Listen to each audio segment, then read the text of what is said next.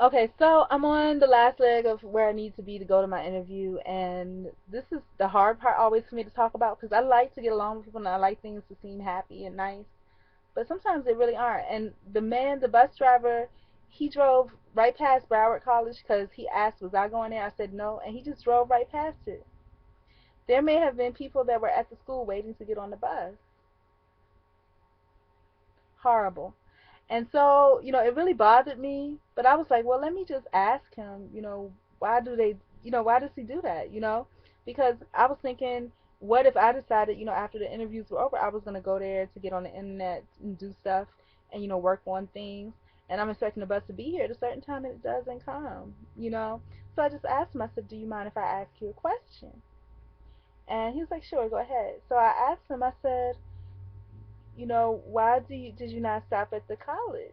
And he was like, oh, there's another bus in front of me. And I was like, but if somebody was expecting you to be there at, let's say, 2:25, and you don't show up at 2:25, then they miss the bus, and they have to wait a whole another hour for another bus. And he says, oh, well, there's the number 31 or whatever right there. And I was just like, yeah, but what if they needed the 60? What if that was the bus that they needed? They may have, and not only that, the 31 may not go where the 60 goes, and they may have had to connect to another bus, which would have made them 2 or 3 hours later. And he was like, well, I'm using my brain. I'm using my brain. And I was like, well, that's using your brain and good common sense for you and for you to accomplish what you want to accomplish. But as a customer, it might make it so that you can have a few extra minutes on your break, but as a customer, that's taking 2 or 3 hours. And I was trying to tell him that, but he wouldn't let me. He just kept repeating over, there's another bus in front of me, there's another bus in front of me.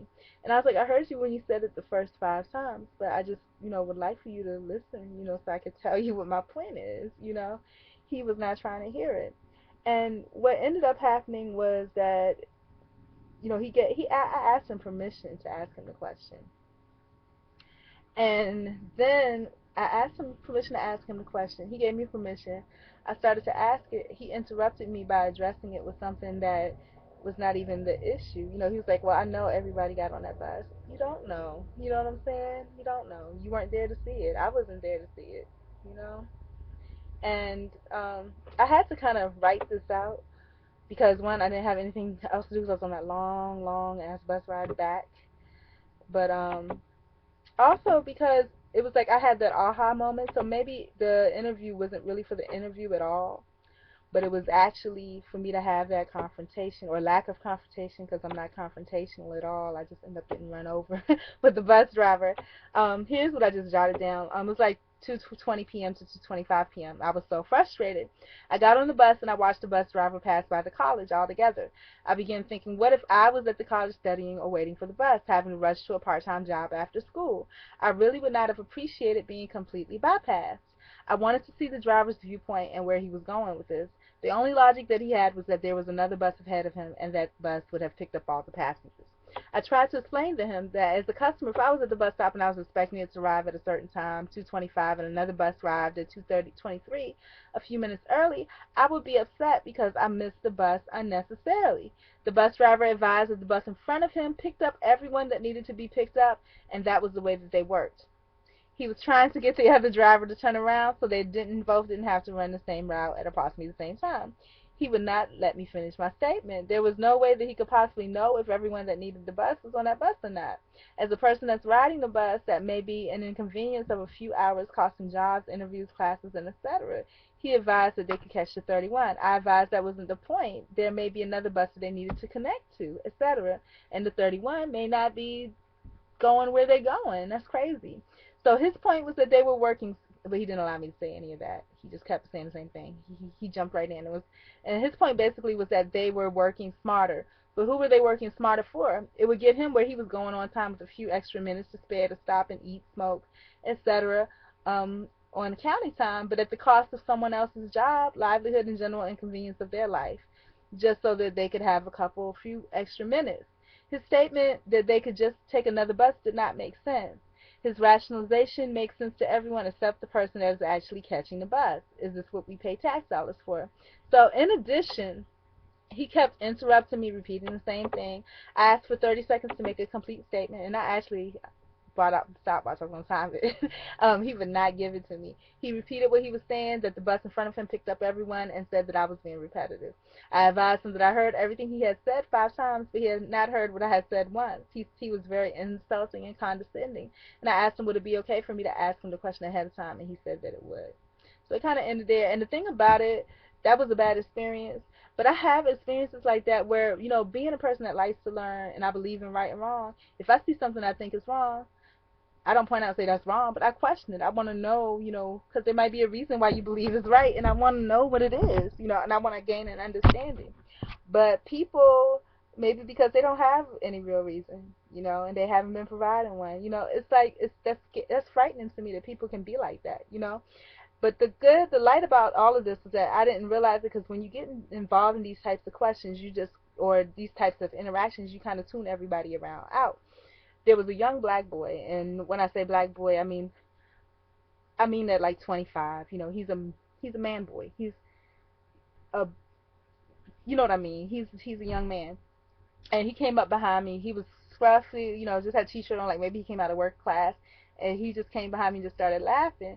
And I guess he was, and the laugh he had was like, this guy was not gonna let me talk, and he wanted me to just disengage from that. He was trying to draw my attention away from it, and but he wanted to be there. It seemed like, and I commend him for that, for being a strong black man, because black men, they don't even have nobody's back no more. But he wanted to be there just in case something went down, like the man tried to put me off the bus or try to say that something crazy happened, because I could see that, kind of happening. You know what I mean? So, he was there, and I appreciate that young man. Don't know who he was, but I appreciate him, just his presence, to let me know that he was supporting me, not like taking sides and trying to make anything crazy happen, but to let me know that, this was something crazy, and I was allowing myself to be part of it, and I shouldn't. So, and again, it just annoyed me because he kept talking over me and being condescending and trying to make it look like something that it wasn't. And I felt frustrated because I had taken all the appropriate actions, and I felt it coming when he was going to completely disregard me and deem anything that I had to say as irrelevant. And to the eye that's not watchful, they will believe the same. Again, have this situation a lot. This scenario plays out repetitively, and I have to be heard and not die in silence or ridicule, with the other party making it something that is completely not. And coincidentally, bus rides along, I was messing around with some tarot app or whatever, OSHA's and tarot, and I'm going to read it later on. It goes into that, where, they talk about the repetition and the wheel of fortune, and everything in the season, but I already kind of knew that, So I speak out, and the situation usually kind of plays out like this. I speak out or question something that I don't feel is right in order to bring about understanding. The person talks around the matter or answers with something completely unrelated. So anybody listening may get the wrong impression, pretty much. And I need to type that in.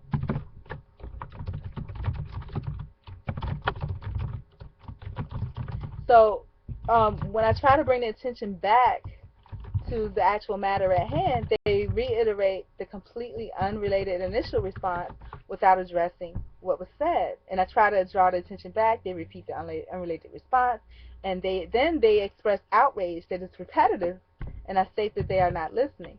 They repeat the outrage and the completely unrelated response. Okay? Now,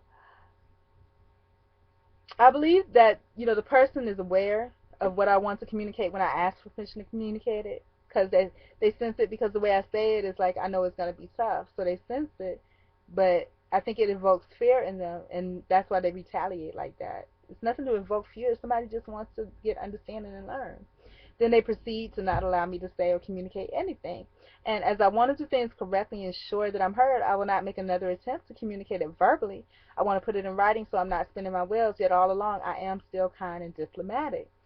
So they know what they did, but the treatment that I'm giving them of niceness and not feeding into it does not match what they did. And they've already become defensive, so they started talking to other people, as if, we have this big dispute going on, but no, not at all. I'm just trying to learn.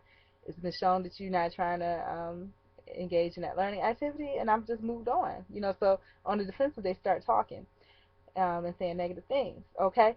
So again, because the way that I respond to them doesn't match to the action that they did to me, or infraction that they did to me, instead of being apologetic or concerned, they lay it on harder and make it appear that I'm the loser, like I'm a big problem maker.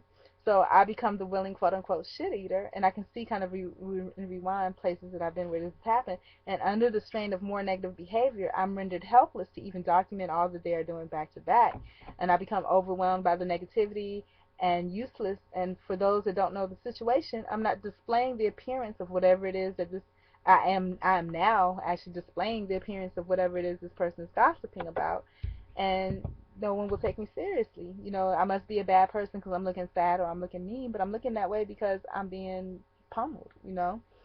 So in a way, I'm allowing that negative person to have made me, you know, and they've created this sullen discontent that did not originally exist. It was me trying to learn and gather something, and this was all created out of that person's wrongdoing and their defensiveness because of it. So that's my second story. Got some more stories coming up.